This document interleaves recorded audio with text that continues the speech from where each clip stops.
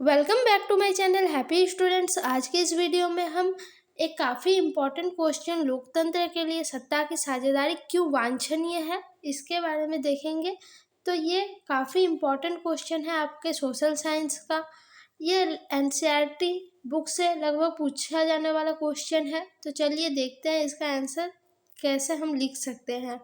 तो इसके कई सारे कारण हैं, ये महत्वपूर्ण क्यों है। तो देखिए, सबसे पहला जो पॉइंट है वो है विवेकपूर्ण कारण।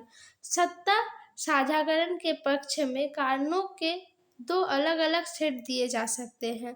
अब जो सत्ता का साझाकरण होता है यानी साझेदारी होती है, उसके पक्ष में दो अलग अलग सेट दिए जा सकते हैं। सबसे पहले सत्ता साझाकरण अच्छा है क्योंकि यह सामाजिक समूहों के बीच संघर्ष की संभावना को कम करने में मदद करता है। पहला जो कारण है इसमें वो है आपका सत्ता की साझेदारी इसलिए महत्वपूर्ण है क्योंकि ये सामाजिक समूहों के बीच जो संघर्ष का माहौल होता है, जो संघर्ष का संभावना होता है, उसको कम करने में मदद करता है।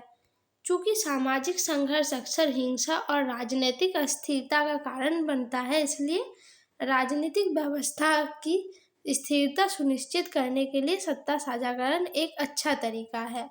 पहला जो कारण था वो है सामाजिक संघर्ष की संभावना को कम करता है।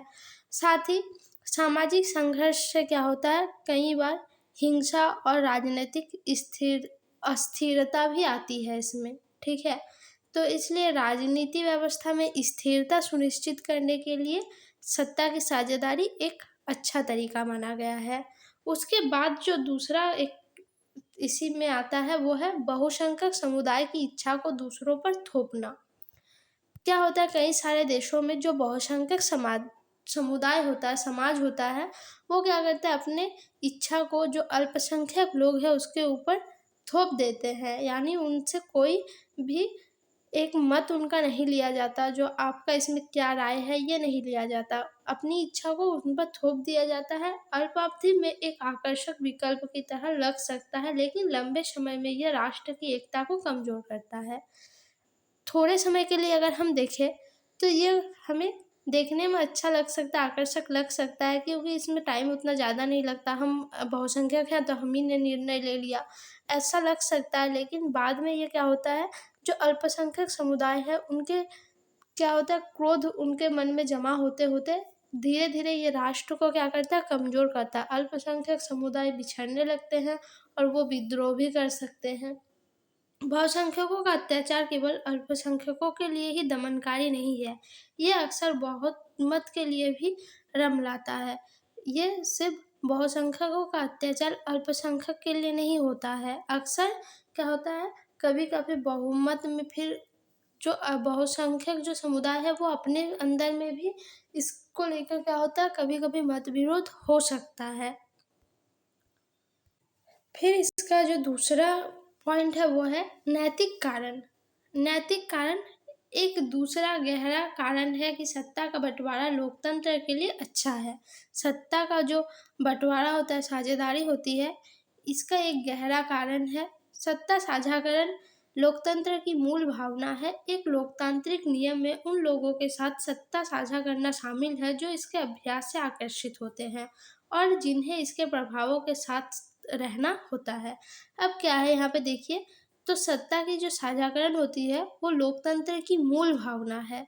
यानी लोकतंत्र का मतलब ही जो सत्ता में क्या होगा, अधिकारों का कामों का वर्गीकरण रहेगा। यानी क्या हो रहा है यहाँ पे, जो लोकतंत्र में अधिकारों को, नियमों को लोगों के साथ बांट दिया जा रहा है।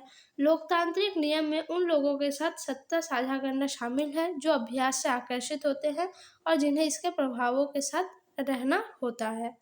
लोगों को इस बारे में परामर्श लेने का अधिकार है कि उन पर कैसे शासन किया जाए।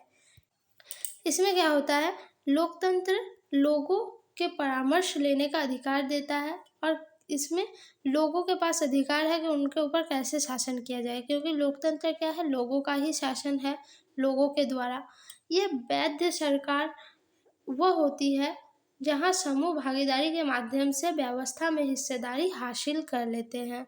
एक वैध जो सरकार होती है वो क्या होती है, जहाँ पे समूह भागीदारी के माध्यम से सभी लोग व्यवस्था में हिस्सेदारी करते हैं, जबकि विवेकपूर्ण कारण इसके लाभकारी परिणामों पर जोर देते हैं। नैतिक कारण शक्ति साझाकरण के आंतरिक मूल्यों पर जोर देता है।